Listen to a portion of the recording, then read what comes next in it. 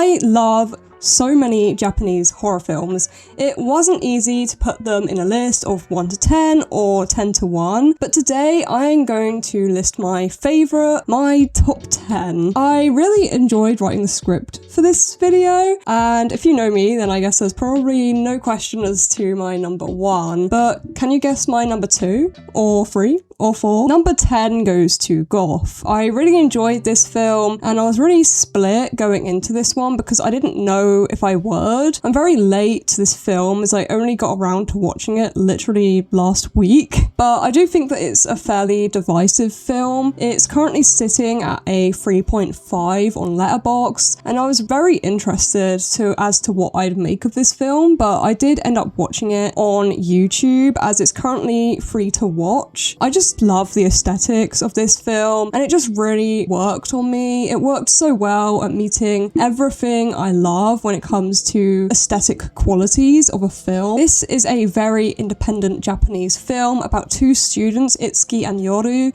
who both share a passion for the dark and macabre, and they decide to team up to track down a local serial killer. The killer specifically targets young and conventionally attractive girls and always seems to remove one of their hands, making it very clear that each murder was committed by the same person. Itsuki observes that the killer is making kind of like artistic exhibitions of each girl that he murders, which Itsuki finds morbidly beautiful. It's a slow burn, it's very dark but very spooky. Not sure if I would describe this one as a fun watch though, as I was actually pretty surprised at how dark this film got, and again, just the aesthetics alone of this film I love. I'm so here for that. This is the bottom half of the 10, okay? Who cares? These kind of aesthetics are just my guilty pleasure, and I think that's okay. Number 9 is Exit 8, another film that the audience is very split on. It's a 3.2 on Letterboxd, but I thought it was fun, creepy, super liminal, kind of silly at times, but still really eerie throughout. It's just good stuff. And I do hear a lot of backlash about this film, as it's based on a very basic anomaly game, and stretching something like that into a whole feature film obviously required them to add in extra backstory to thicken out the narrative so that it's not just completely boring for viewers. And just because of its kind of unique stylization, I totally understand, but who doesn't want a little bit of a spooky, claustrophobic atmosphere with very creepy characters always lurking around the corner?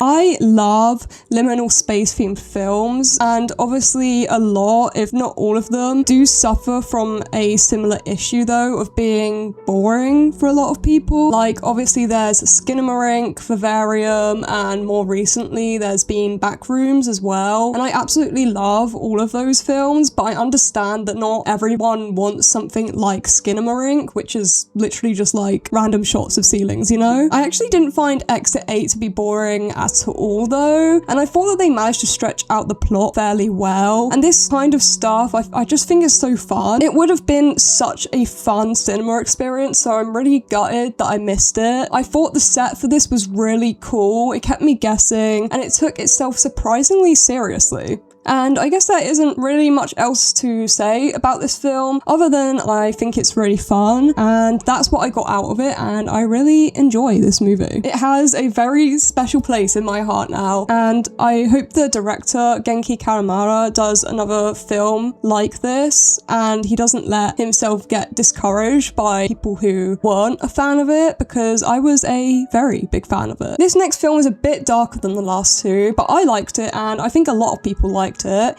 and it is my number 8 spot, 964 Pinocchio, directed by Shozen Fukui, so like, you know that this one is gonna be pretty messed up.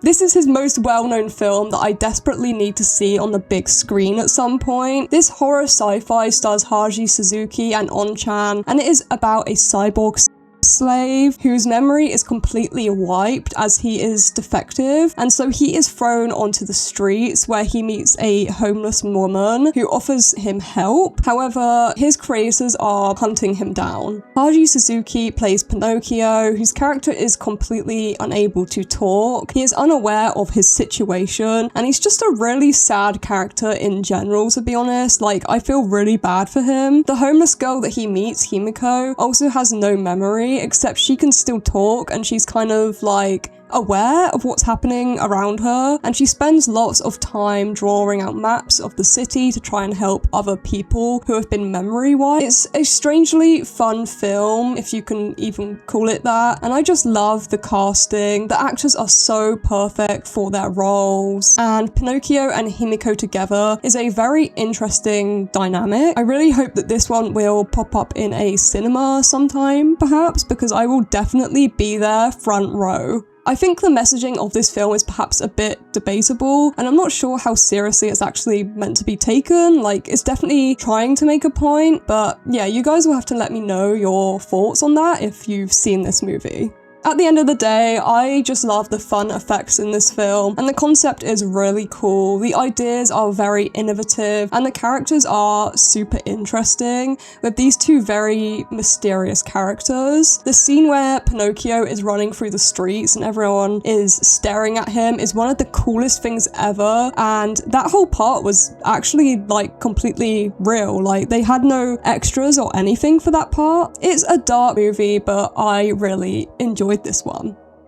Okay, another more serious one now. You can tell I like serious films a little bit more because I guess I just find a bit more of an emotional connection with them, which usually leads to me giving them a higher rating, and that's why ratings are completely personal, and this is all very subjective to my taste. And Three Extremes, but more specifically, the Japanese short film Box, which features in this movie, is a great short film. Although Box is a bit bizarre, it is a very intense psychological horror set in a circus, and it is directed by Takashi Miike. This one is about Kyoko, a young novelist who often suffers from horrific nightmares about her past as a circus performer, as when she was a child, she worked in the circus with her twin sister Shoko and their benefactor Higata. However, when Kyoko felt that Higata was favoring Shoko over her, Kyoko forced and locked her sister into a box. It's spooky, it's dark, and very twisted. There is a lot of fun imagery, which is very common for Takashi Miike's work, as his films are always super crazy, and I really enjoyed these elements. I thought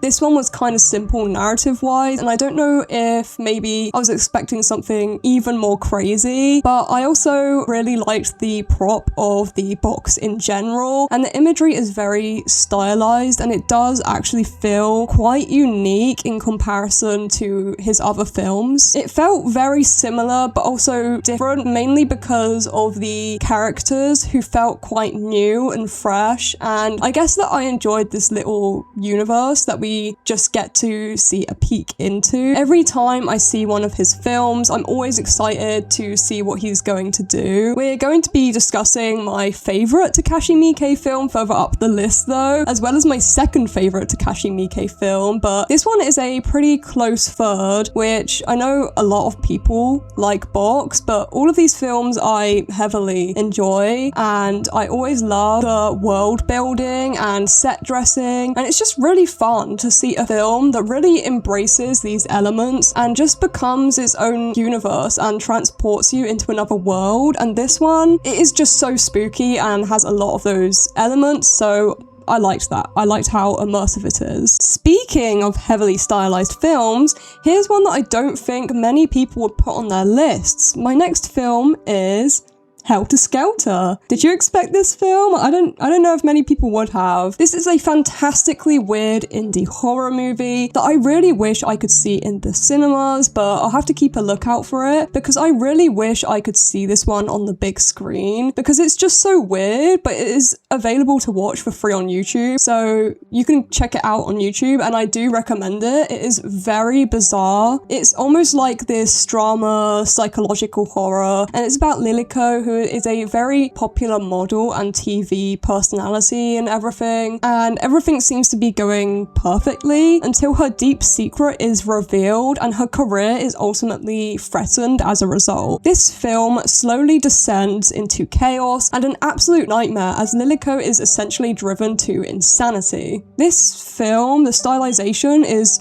really bizarre and odd. It reminds me a lot of The Substance, films like that are just outlandish and get under your skin, if you know what I mean. Everything just feels wrong and I could not take my eyes off of what was going on. I'm not exaggerating when I say that this is a mind-bending nightmare, but the stylization is it's just so alluring. Again, the set dressing is gorgeous. There's so much to look at on screen, but it's also combined with this profoundly emotional narrative, and it is bizarre, thought-provoking, but also really fun. And it is just a really intriguing balance of so many ideas at once. It's really hard to process, and I would highly recommend watching it.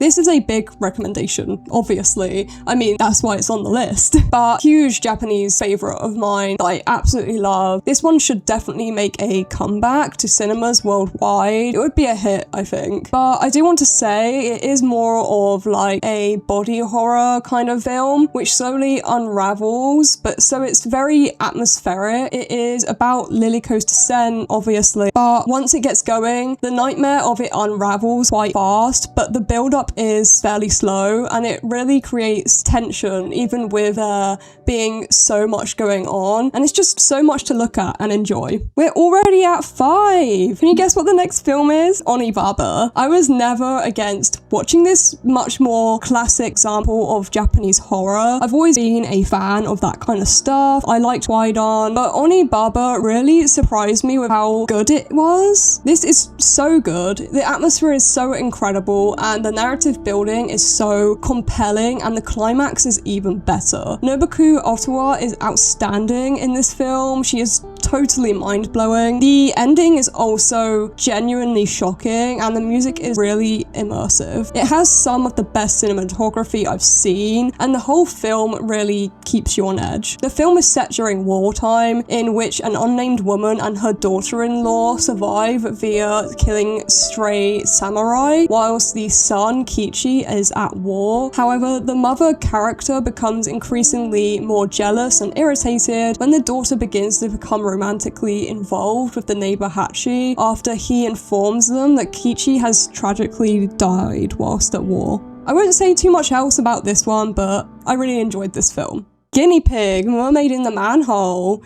It's a film I saw really recently, 2 or 3 months ago. Japanese indie movie. I'm sure a lot of you guys have heard of it, and it is not currently available on any streaming services in most countries. I believe in the UK it's definitely not available. This is a gorgeous, very gory, very bizarre, traumatic, about a grieving artist who discovers a mermaid in a sewer, who he then brings back to his home, puts her in the bathtub, and paints her as she decays. He develops sores all over her body, which are super viscerally disgusting and disturbing, and he uses her fluids to paint this portrait of her. It's like if Takashi Miike and Tom Six teamed up for a movie, as its visuals are just completely insane and the entire film is just fluid. Yeah, lots of fluid. I hate it because it's kind of hard to take your eyes off of though. It really is. It's kind of bang on the perfect mixture of bleak, disgusting gore and also beautiful stylization, but it does have a tremendous performance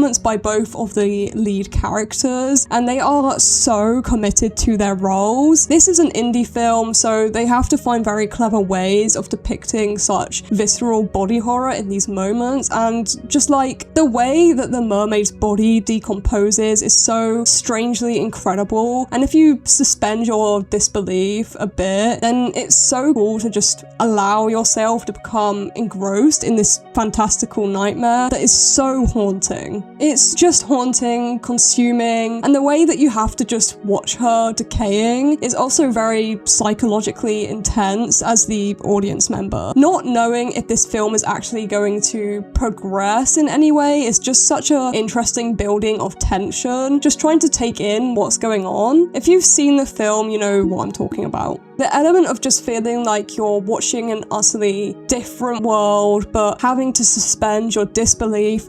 Oh, so well put together. Beautiful film, great ending, but I also find it really interesting seeing this in the setting of the sewers and an artist's home, as well as this being put into the horror setting. I think it's really important to have these different experimental spaces for horror so that it keeps the genre fresh, and I think that's why a lot of people love Japanese horror films so much. And a lot of these films also still have universal appeal, even if it's not necessarily the setting that you or I are used to or what we see every day. But I think Japan just has so much to offer in the horror space, and it is keeping the genre very much alive. It makes me more willing to suspend my disbelief, and I think that's why more people are gravitating towards indie films. As I say that, let's go to one of my most non-indie picks. Audition. Okay, I'm gonna have to... This is one of those films, it didn't work for everybody. It actually has a 3.8 on Letterboxd though, which isn't bad, but you know, this is my list and I do what I want, okay? A lot of people might also say that this is closer to a mystery film rather than a horror movie as well, but I think it is widely regarded as a horror movie nonetheless. If you wouldn't class it as a horror, then that's up to you, and that's fine with me. Directed by Takashi Miike, who of course also did Box on this list, so you guys already know that I'm a huge fan, but this is a whole new level of a haunting movie. It's extremely dark and its mystery elements are really compelling, and I just want to preface that the fact that this one is really dark without spoiling it too much though, more so just in case anyone doesn't want to see some pretty messed up stuff and very disturbing elements, because it definitely does have all of those. It's definitely a dark story, but the slow burn mystery aspects of this film can really turn a lot of people off, I think, and I totally get that. Like I said, not for everybody, but emotionally, I felt as if this film really got me. This one has some big stars in it, such as Ryo Ishibashi, who I love, by the way, and Aiki Shina, I hope I'm pronouncing that right, who play the main roles in this film as a widowed man and a young, very conventionally attractive woman who becomes romantically involved with him. Ryo Ishibashi plays Shigeharu, who decides that he is basically going to take advantage of the fact that he works for a film company. So he stages a fake audition and interviews women who think that they're auditioning for a role in a film, when in reality they're actually just unknowingly auditioning to be his wife. He takes a particular liking though to a very mysterious young woman, Asami, and he attempts to pursue her. However, it's slowly revealed that she isn't really who she initially appears to be. The aesthetics are akin to something like Martyrs, almost, and the ending is really intense and alarming to a lot of people if you're not prepared for it. Asami is a very intriguing character, as Shigeharu can't find literally any information about her, and one of her references on her resume, who was a music producer, had gone missing 18 months earlier, and she lives in this really tiny apartment with basically nothing in it, and it's just super off-putting and strange. I don't want to give too many spoilers, but a lot of people have read this film in very different ways, so I do want to rewatch it again sometime soon, which definitely isn't a bad thing. I just really want to see all the different angles of the film. I did not like the first half of this film when I first watched it. I thought it was really bad, and then I rewatched it more recently, and my opinions on the film completely transformed. It just felt like that same same kind of feeling that Midsummer gave me. I love that film. I know it's pretty bizarre and kind of pretentious, but there's just something about it that makes me so invested. I love unconventional horror without any entities, and if a film is clearly made with passion and love, especially if it has a deeper message like in Audition, I just love that it can be interpreted in many ways. It's non-conventional, even though it is a slightly higher budget horror in comparison to some of the other films in this list anyways. The way it expresses itself on screen really is breathtaking, and again, I know it's not for everybody, and I know that it doesn't work on a lot of people, but fortunately it did work on me, and I feel so glad that I love this film as much as I did. I'm a big fan. I do want to stress that originally I did not like this film though. Like, the story just didn't resonate with me at all, but yeah, for some reason on a rewatch, the aesthetics, the story, it all just felt totally different. No clue why. It's not your typical horror film at all though. There's nothing conventional in this movie, but it does live up to its title, so just be aware of that. Do your research before watching it if you are at all sensitive to literally anything disturbing. We are at number 2 already. Wow, it's Ponyo! No, I'm just kidding. But it is The Happiness of the Katakuris. Kind of crazy. Actually, I don't know if this is a crazy pick or not. It's hard to tell with the ratings for this one, because it's mixing horror in with a musical, and I feel like that makes reviews all over the place, but it does have a 3.8 out of 5. So I liked this so much more than I thought I would, but I'm also not surprised because it is once again directed by Takashi Miike, and I really had a feeling for how his films kind of go by now. I think if I wasn't already familiar with his films, then I would have been very confused. So I already knew his aesthetics, his vibes, what he tries to bring to his films, so this wasn't as surprising or shocking to me as it maybe was for some other people. I just had a feeling for what was gonna happen and how it was gonna come together, and I'm so glad that he just put his vision to screen, because I feel like it really spoke to a certain audience. This, of course, is a musical focusing in on the Katakuri family who run a guest house. However, their guests are far from normal and they keep dying in very strange ways, and the family desperately try to cover up these deaths by burying their guests in the backyard. I think that this is a weird world that a lot of people, including myself, just got instantly sucked into in the best way possible. If I ever see anyone claiming that this film was boring, then our attention spans are truly cooked. It is intensely vibrant and it does not care about staying within the typical horror boundaries whatsoever, and for me that just made it so much more enjoyable. I saw this movie back in February as I was able to get my hands on the DVD of it, and although it is a very silly musical horror, I still wouldn't recommend it for the faint of heart. Like, some of the scenes that come up are intensely weird.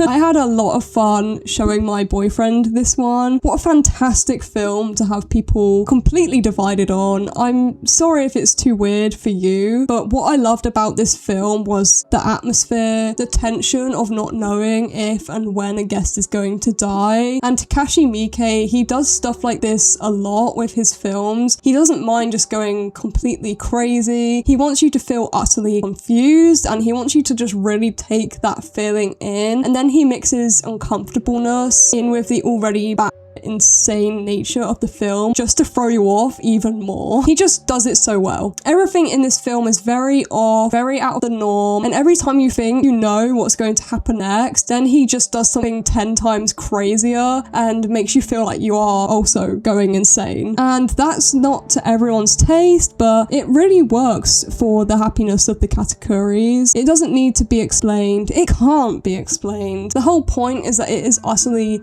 loopy and off the rails, and each person is probably going to feel very different about this, and I love that. That's what is so great about horror, isn't it? It's not for everybody. I just love horror. Do you guys love horror? And I love Perfect Blue. So I am so happy, and obviously not every film is for everybody, but I'm so glad that this film is still so well loved, because when I watched this film back when I was still in secondary school, absolutely lost for words, and telling all of my friends to watch it and that it's a 10 out of 10 film, I thought that maybe I'd change my mind in a couple of years. That's happened with some other films that I used to love. So it's just so nice that this film has garnered so many new fans these past years, and that so many people get the same joy out of a film the same way that I do. That makes my day. If I recommend this film to someone and they like it, then that is the exact appreciation for film that I am looking for. Guys, it makes me so happy. Perfect Blue needs no introduction. It's been an absolute hit for so long now. It really does show people that horror can come in so many different shapes, forms, and we don't want the same old horror. The film is about Mima, who is a rising pop star. However, she quits her career as an idol to become an actress. Takes up a role for a popular TV show called Double Bind. However, her agents aren't so happy with her very minimal role in the show, so the screenwriter agrees to incorporate her character more if Mima agrees to star in a much more daring role. I adore reading all of the theories. I think the atmosphere, there will never be anything else like it, ever. But mainly, of course, the performance from Junko Iwao, I think that's how you say her last name, I'm very sorry, who you guys will know as Mima Kirigoe. I could talk about this film at length. If you guys want to hear me talk about some of the ideas, breakdowns, all of that kind of stuff, let me know. But I absolutely love the film. It's different, it's emotional, but it's also very complex. And the thing that I love about this film is it's quite a simple idea, though it's done to the most complex and mind-bending extent. Every single moment, every single movement, every single little tiny detail, it is done to perfection, because Satoshi Kon, who is the director, he understands how to completely mind the audience to give them that full sense of hopelessness because of the constant misdirection of the narrative. Like I was talking about with the happiness of the Katakuris, it is not your typical horror. It lets you sit in the dark. But instead, Satoshi Kon does something a little bit different, where he likes to make you think that you know what's going on and that you know what to expect, and then he'll just completely 180 in the other direction. This is one of Satoshi Kon's go-to tricks for filmmaking, and it works so well with the mystery aspect of the film, because you think that you know who did what, and then it's actually something else, or the horror aspect too, where you think you know where the scares are going to come in, but it's actually something completely different, and you're watching something that you didn't expect, and that's why it's so disturbing, and it just works so well. Anyway, that is my list. That's my top 10 Japanese horror films. Please let me know what yours are, but I've got to go because I think my cats want some attention. But I hope you guys have a fantastic day. Thank you so much for being here, and I can't wait to talk to you guys about the rest of my disturbing movies iceberg. I will be right here for that. Make sure you guys are subscribed. You'll see my video next week. I will record and edit that as soon as possible. I can't wait to watch some more Japanese horror films. I can't wait to watch some more disturbing Japanese films. I can't wait to watch more horror in general. There is so much. I can't wait to see what else there is. Okay, I've got to go. Thanks so much for watching. Bye, guys.